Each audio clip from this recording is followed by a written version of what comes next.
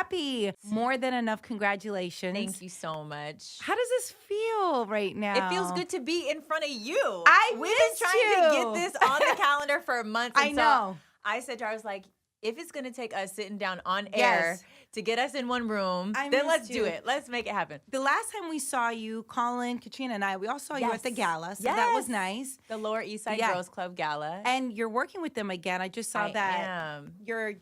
So it's necklaces and sweaters. Yes. And so it's a great collabo, and there's going to be money from that collabo going back to the Lower Eastside Girls Club, which is fabulous. Okay, explain that a little bit more, because this is really amazing. Yeah, so I am making gold necklaces that say "More Than Enough," which is the title of my book. And it's in collaboration with another woman of color designer, a female entrepreneur based out in LA. Her name is Shari. Her brand is called By Shari. So that launched today. Congrats. And thank you. And then I also partnered with a brand called Lingua Franca, which is also female-founded, female-run out of New York. And we made these sweaters that are the same color as the cover that say "More Than Enough," and $100 from every sweater sold goes to the Lower Eastside Girls Club, which is an organization that is, as you know, is so close to my heart, so incredible.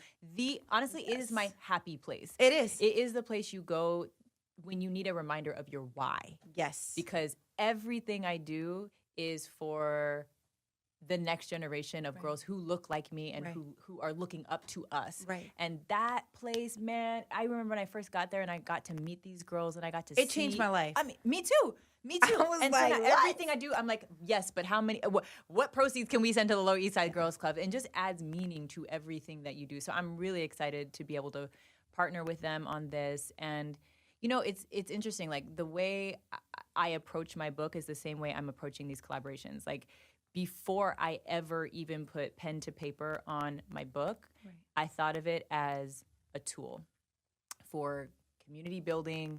I thought of it as a conversation starter. And so I think of these brand extensions, so to speak, the same way. Because I think when a woman is carrying a message like this on her so close to her heart, on her chest, that's more than enough, or wearing a shirt that says "More Than Enough," it invites a conversation. It does. And it also reminds you, if you're going to be bold enough to wear that necklace, you better remind yourself of what that means. Right. When you look in the mirror, when you go into a boardroom, when you go into situations that make you fearful, that you are already more than enough, even if you are a work in progress. And we all are work in progress. And we will forever be. Forever. There's no finish line. That's the thing we have to tell each other more. There's no finish line. There's no deadline.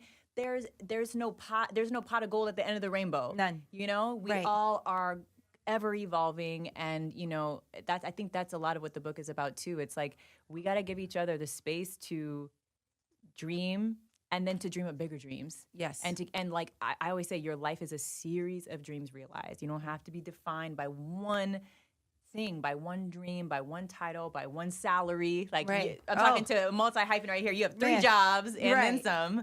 Thank you. It's a lot of work. It is. Was there a point in your life where you felt like you were not enough? I've spent a lot of my life feeling not enough in different ways. And I think lots of women and most people relate to that. Right. I think it's a pretty universal feeling that we just don't talk about. I even kind of toyed with the idea of naming each title like not blank enough. So like, because I went through all these different phases. Right. You know, growing up in a mixed race household, my mom is African American, my dad is this like hippie white guy, and we were raised in a predominantly white neighborhood. So as a kid, I often felt not white enough and not black enough at the same time. And I always felt like I existed in this awkward intersection that later in my life I recognized was actually my superpower. So that's where I draw. There's magic in any intersection, you know, and I didn't realize that until later. So while I was figuring it out and figuring out my identity racially and otherwise, I found myself like shape-shifting and conforming and you know, then I went on my life. There were times where I felt not old enough to be respected in my job. There were times I felt, you know, like, I mean, not pretty enough. You know, growing up, And some people are like, what are you even saying? I'm like, when you grow up as the brown girl in a white world, you're not the beauty standard, and you're not the epitome of what's attractive. And I got so used to being like the sidekick, to my white girlfriends. And then that stays with you. It's sort of a chip on your shoulder. And the list goes on. Not successful enough, not smart enough, not sophisticated enough, now not woke enough. And I think a lot of people grapple with that in the dark. And I think let's bring it to the light, and let's flip that narrative, and let's make sure that we have a counter narrative that we can feed ourselves when we're in those moments. But I think that's the through line of the book. But it's not a self-help book. It's not even like a bang you over the head women's empowerment book. It is me. It is my testimony, honestly. And I think that in a generation like ours, where there are now finally new examples of women of color in leadership positions and visible positions doing great work, like, we have a responsibility now to share some tools and to share a blueprint that might be instructive and helpful for the next generation that's coming up, to make sure it's easier for them than it has been for us. Not that it's been such a struggle, but there are struggles.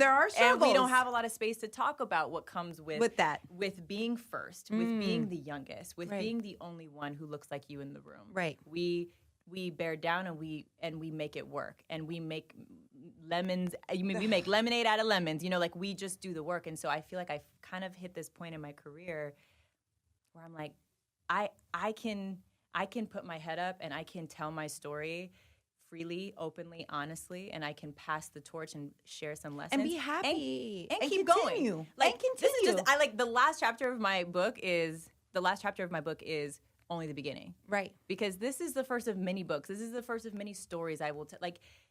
And I think we have to break down that stigma that sometimes we feel as women, like, our stories aren't valid enough to be told at 32. Who are you to write a book like this at this age? But the reality is, women my age and our age need this book now. And women who are younger than us, they need it now. They don't need it when we're all 70. Right. And in retirement and chilling, reflecting on all that we figured out. They need it now. We need it now. And so I don't know everything. I don't purport to know everything. I have so much more to learn. I have so much more to do, more stories to tell, more businesses to build, and I will do all of that. But there was an urgency for me to tell these stories and to get this out right now. So many of us just enjoyed your journey, and we're such fans of seeing all the progress that's happened, in your journey. What made you not want to continue being editor-in-chief at Teen Vogue? Was it I'm gonna focus on me, and I'm, as a writer, as a journalist, what made you, move on to the next phase in your life? Well, it's definitely all in the book. And I think everything leads up to that moment where I have to be brave enough to walk away from my first big dream that I chased for so long.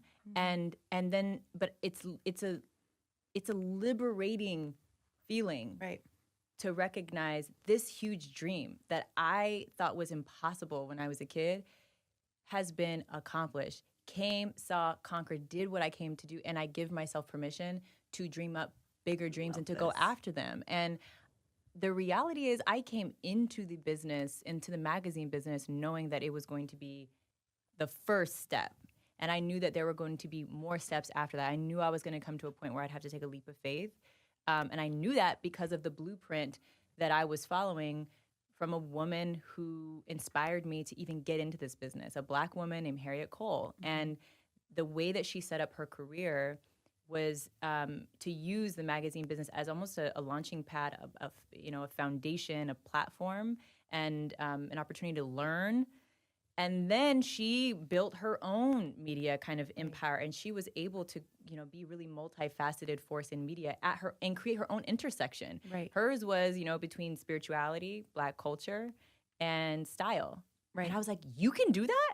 Oh my gosh. All of it. And so I feel like in my career, it's sort of unfolded in that same way, where I was able to create an intersection between, fashion and politics and social justice and Black culture, right, and elevating marginalized voices and stories. And that is a mission And missions can be multi-platform, and a purpose is multi-platform. And so for me, it was hard to, wake up and realize, oh, wait, hold on, but it happened by 30? Like, I knew this was going to happen inevitably, but Right. I didn't realize it was going to happen that quick. Right. So that was scary for me to walk away from something that had come to, in some ways, define me in the world and define my identity in certain ways. But I knew that I had to jump in order to continue growing. That's scary. And it's scary, but it's necessary. And I never looked back. And that's how I never, not for a millisecond,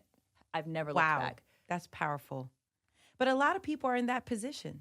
They want to take it to the next step and they can't. So, hearing this story, understanding your journey, and also knowing that they can actually hear it from you at this age, right? And not have to wait until you're 70 to reflect on this moment is very encouraging. Have you had a moment where someone ran up to you and was like, "Oh my gosh, Elaine, you changed my life. I love you." Oh, I've had. Have you felt that and have you accepted it? You know what? I was raised in church, and I really, and this is gonna sound corny, but really, I really just feel like it's not even me, it's God. Right. So I don't know if I don't hold on tight to that. I just say thank you. Like, I really honestly feel like I'm just like all of us, like, we're vessels. Right. And our job is to get out of the way, to make sure our egos and our pride get out of the way, and just let whatever you call the higher power use you. Right. For whatever that purpose is. And I feel when someone comes up to me and says that, I just thank God that I've been able to be used in this way. And this, like I said, the book, more than a memoir, I hate the term memoir, it's my testimony. Right. And it's something that gives me an opportunity to give these girls, when they do come up to me and say things like that, it allows me to say all the things I wish I could say to them in those quick exchanges that we never have enough time for, to actually go deeper on.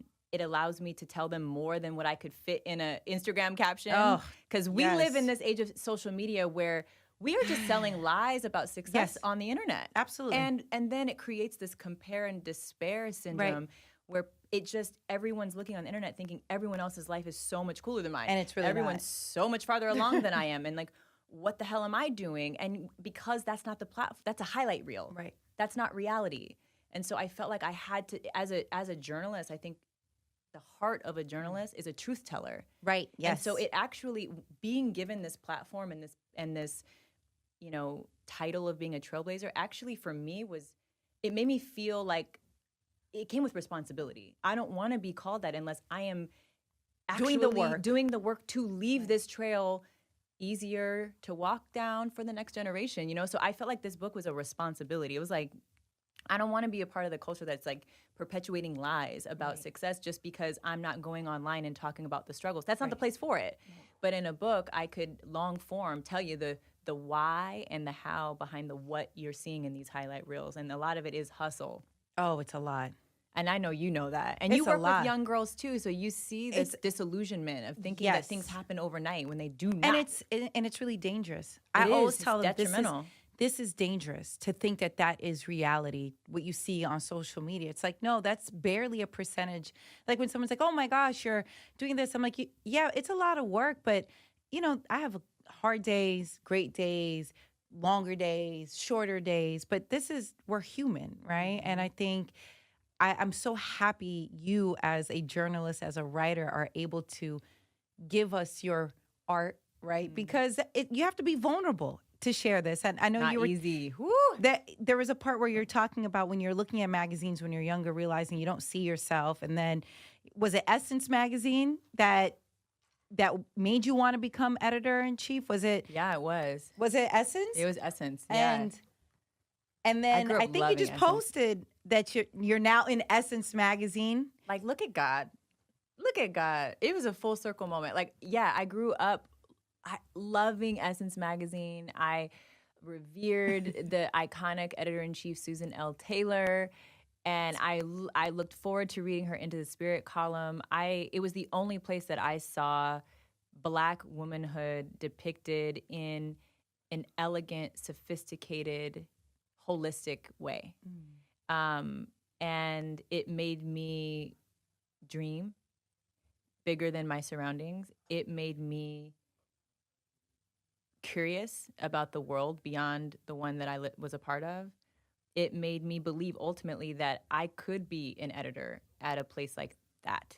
And so that became my biggest goal. And one that was so big and scary to me that it took me years to say out loud, because I thought, how is someone like me going to land a job like that? How? I know no one in New York. I came from a small town in California. I'm the first generation to graduate from college. I didn't have a safety net. So to go into a competitive career, Right. It took a lot of courage. But and now looking back, it's like that was just the beginning. It was just the beginning of so much more. But yeah, Essence means so much to me. So to have Essence, put me in the magazine and run my work, my book, Congratulations, excerpt. I was like, Elaine. this is a moment. Like, this is lucky. And it's it's important to, like, sometimes just step back, because we go so hard and we are moving so quickly that sometimes we don't really reflect. That was a moment where I was like, I remember what this magazine meant to me, and the fact that I can now, like, hold this in my hands and know that, like, I'm in. This is just crazy. This is to you. me. Yeah, it felt the same way when I got, like, there are certain moments that stand out, and some you expect to feel differently the next day after some big thing happens, and a lot of times it doesn't work like that. Like, I don't know about you, if you felt that before, but you're like, I feel the same way. I just got this big promotion. It doesn't feel any different. Yeah, right. But the thing, like, I will say that was a big moment, and then landing on that New York Times bestseller list, girl. Did you cry? Nothing like a baby. And I'm not even that. I mean, I was about to say I'm not that emotional. My fiance would argue that, but I don't cry that often. And I was on set at Project Runway, and it was this funny moment. Well, it's not funny, actually. It's a little bit sad. We had a forced break because one of the models passed out. Oh my gosh. On the runway. So while that was going on, my assistant was like, okay, she's good. She's taken care of. Okay, cool. Now I'm going to set up this phone call, because my team had been trying to reach me all day. And so she was like, she has a quick window. Call her now. And then I answered the phone, and I just, like, I didn't even know how much it mattered to me until that moment. And I wept. Like, Carly Kloss ran over to me, and she was like, oh my God, are you pregnant? She thought I found out I got pregnant. That's how hard and loud I was, like, crying and wailing on set. So yeah, that was a moment, man. So I'm exhausted. It's been a long, like, run, but I'm just feeling good about the work that I was able to put out into the world with this book, for sure. How's your boo doing? He's so good. Tell him we said hi. I will. How's your boo doing? He's good. He wanted me to tell you hi. You know what? I so sweet when he completely surprised you. Oh my and showed up at the Lower Eastside Girls Club gala and gave you your award. That was not the sweetest moment. It at all. They got me good. Wait, Katrina didn't know. You didn't know.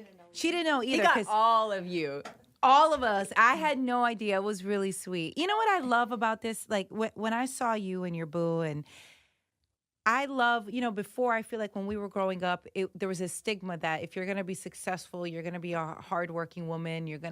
If you want to have all those things, then your love life, you're not going to have one. You're not going to have a strong relationship. It's a lie. It's a lie. You could have it all. And I love seeing that with you. I love seeing that with you too. And I don't think we see that enough. Right. Like, especially with Black men, we have to lift them up. And when we have a good one, we need to tell somebody. Like, we don't, and I've gone through a lot of not great men as well. We all have. Don't you worry. You're not alone.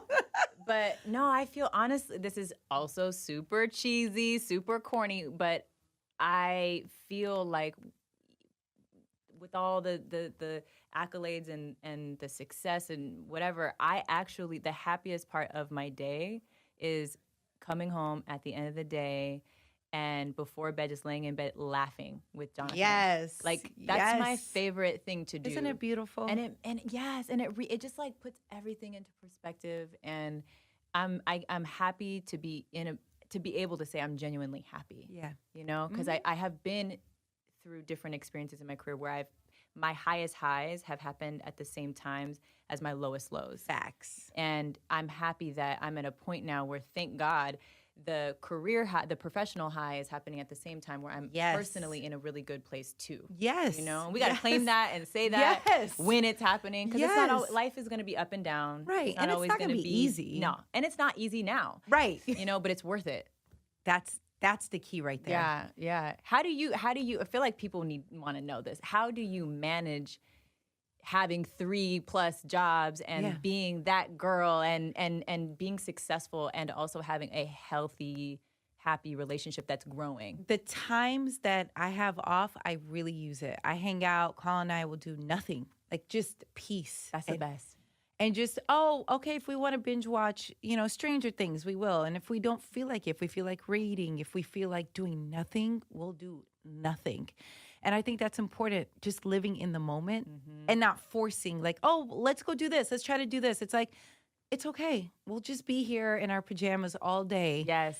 And this is what it is. But I think it's appreciating every moment, because it's not promised. You're hearing, I don't know about you, but when you see the stories of just someone walking and something happens or and you're like, oh my God, that could happen to me. That's why we have to appreciate these moments. That's why I wanted to make sure that you are really appreciating this journey. Like, are you accepting the love? Are you, Mia, who's going to be back here any second, she loves you. And I was like, oh my God, Elaine, she's the best. I love her. I know her. She's like, you do, this is before. And that makes me happy to see that. Who have you met now that knew your work? Because I know you've been having such great moments in your career, but was there anyone that came up to you and was like, Elaine, I love you, I see you? Oh, man. You know who was that for me was Ava DuVernay. I was shooketh that she even knew my name. And that was a big one for me. And I invited her to come to the Teen Vogue Summit. I mean, she wrote the foreword to my book. And we've had an opportunity to get to know each other. And she's an amazing person. Yeah. And I told her when I asked her to write my foreword, I was like, no pressure. I know you're the busiest woman in Hollywood, but know that it is either a foreword by Ava DuVernay or no foreword. Like, it's Ava or bust for me. This is the best. It was like guns blazing. And she wrote back, she was like, I would be honored. And then this was crazy. She was like, Elaine, I know there's so many other more high profile people that you could have asked, so I'm honored that you asked me. I'm like, who? What? Like, who? No. So her humility actually says a lot about her. But the other person that I was totally starstruck by, obviously, was Oprah Winfrey. Right. Who, honestly, I write about her in my book. I considered her my imaginary, auntie growing up, like Auntie Oprah. And so when I got to meet her, actually through Ava at the Wrinkle in Time premiere, just after I left Teen Vogue, I got to interview her. And she walked up to me and said my name. Oh, my gosh. And I lost all professionalism. I looked right into the camera, and it was a live thing that I was doing. I was like, Oprah just said my name. Yes. I live narrated what was going on. And I couldn't believe it. I couldn't believe it. And it was a brief moment, but it was a really powerful one. And she gave some great advice. And then I saw her recently when I went to LA. I ended up at an event on the red carpet at the same time as her, and it was only the two of us. We were the last people there. It made me feel very good about my instincts. People tell me I'm so, I have a problem with punctuality. It's true, but I'm like, but I came at the same time as Oprah. Yeah, so clearly we're on the same Yes. wavelength. The party don't start until Oprah walks in, and I'm walking in right behind her. So, Facts. but we were on the red carpet at the same time, and I was like, what do I do? And I was too chicken to go say hi. Why did you go I say hi, don't know. I Elaine? feel some type of way about it. I'm not over it. I'm really upset with myself about that. I'm upset with you right now. I know. It wasn't a very girl bossy moment of mine. I was very I was just starstruck, really. And I didn't want to be another person coming up to her, saying how much I love her and but she knows you. Next time. Next time. Don't shame me, Nessa. I'm already not okay. Elaine, I am so happy for you. I'm so proud of you. Congratulations on your book. Thank you, More than enough. Please support Elaine, not because of just your work is so great, but because the world needs it. And thank you. I really feel that if you're asking questions about self in any way, this book will help you get answers faster, in my opinion. I mean, yes, you'll find your answers along the way, but this book can really help you out a little bit. And I feel like in a time like this, we can all use the help. So use it as that. And thank you for sharing your testimony with us because, it's a lot. It's a lot of pouring out, and we're receiving it. And I want you to know that you're beyond loved. Thank you, Nessa. course. That's so beautiful. You're trying to make me cry up in here. I See, know, you're trying to make me cry up in here. I love you, and we're love always you. rooting for you. Thank you so much. So much.